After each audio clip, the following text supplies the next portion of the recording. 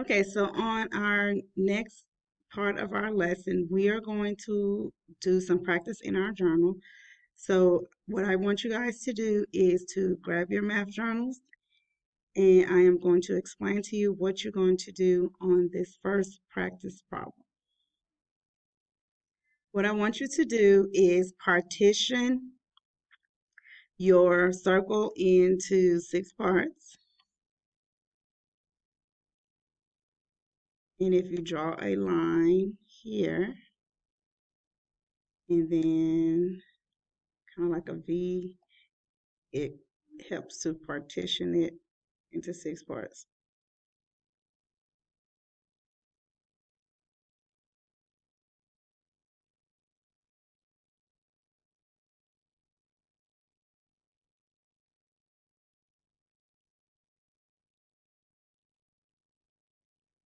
Okay, so my midpoint, I always identify that first because it helps for me to place my other markers on my number line.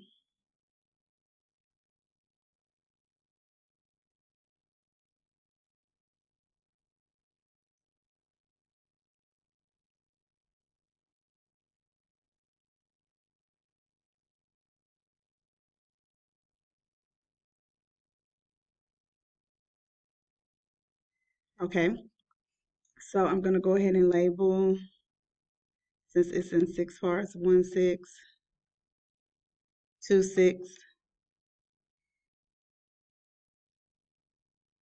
3 6, 4 6, 5 6,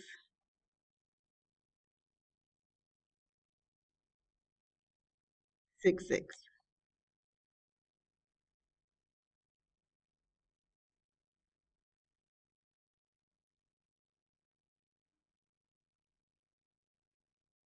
So the first mod, I want you to represent 2 6.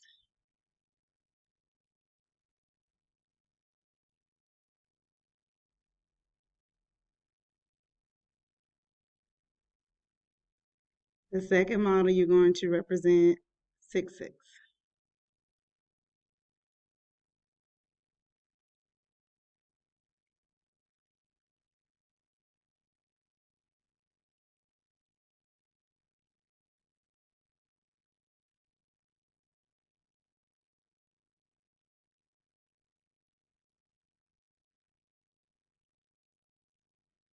You should automatically already start to notice something, that the model for 6 6 represents the whole, which is 1. For 2 6, we only have 2 of the area shaded out of 6 parts. So here is 2 6 on my number line. Here is 6 6 on my number line. And I can see that 6 6 is greater than 2 6.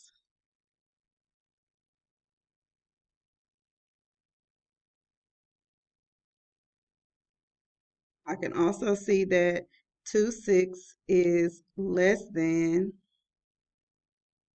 6 6.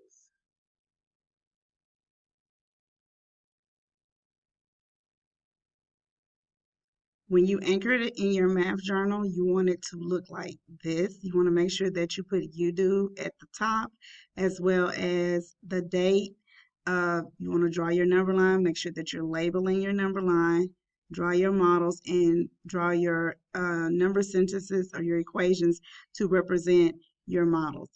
Also, this should come after your anchor chart that you already have located in your journal. So make sure that you're placing this in the same area where you have your anchor chart for comparing fractions. Okay, so here is another practice problem, and we are also going to anchor this in our math journals. I am going to go over it with you first, just explain to you and work it out together how to solve it, what strategies you should use when you are trying to solve a problem, when you see a problem like this, and then you guys are going to anchor it inside of your math journals. So here we have 2 number lines that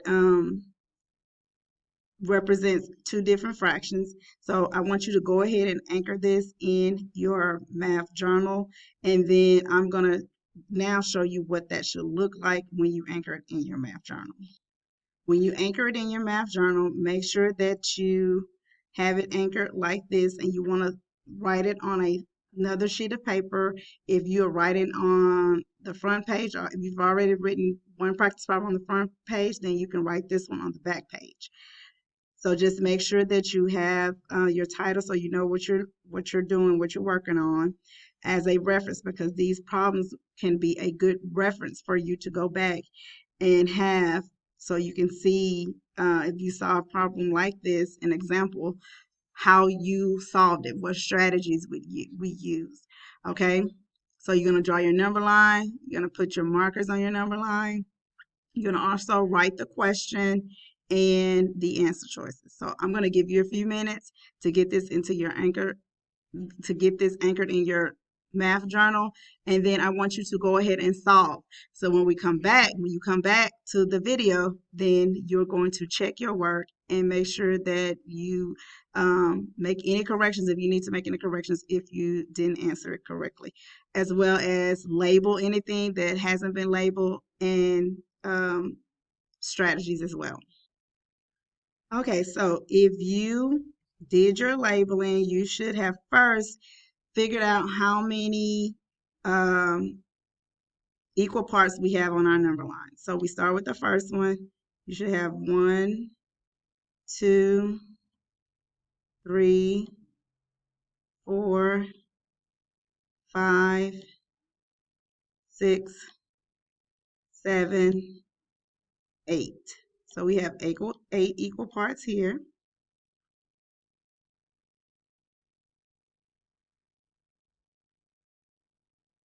1, 2, 3, 4, 5, 6, 7, 8. So we have 8 here. So now we need to go back, of course, and label. So we would have 1/8, 2/8, 3/8.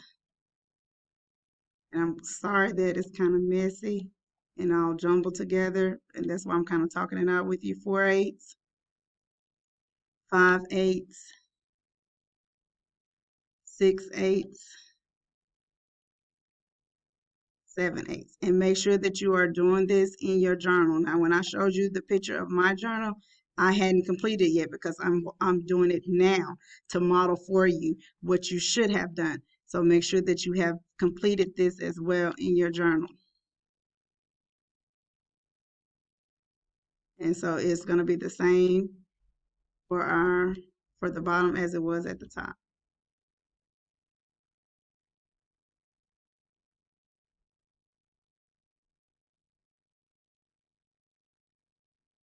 Okay, so now we are going to compare. And so that is a clue word. I am comparing. That lets me know that I'm using my less than, greater than, equal symbols. And I'm trying to figure out the fractions that have a true statement.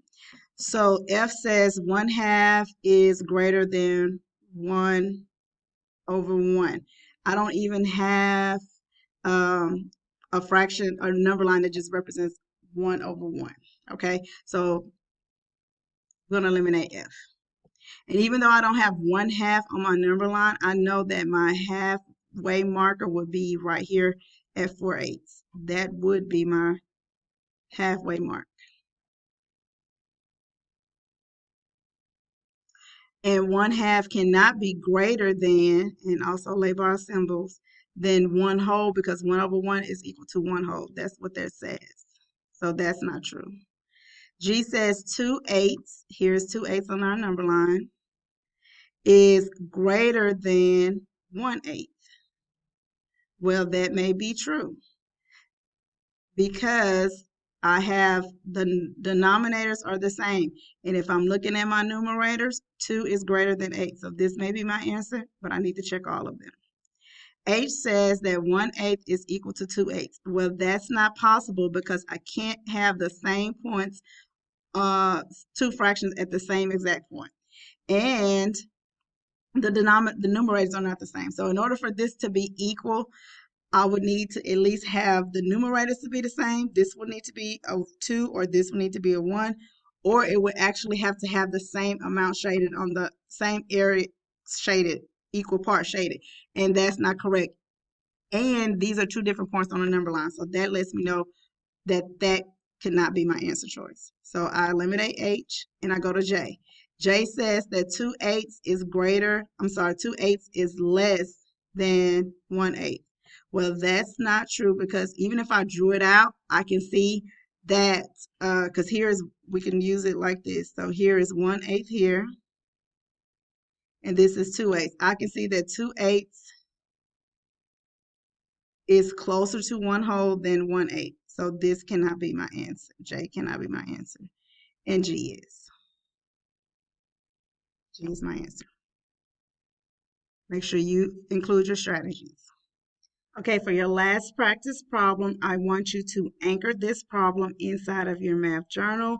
And I'm going to give you a few minutes to anchor it, try to solve it, and then we're going to come back and go over the strategies and what you should have looked for in the question to help you find your answer.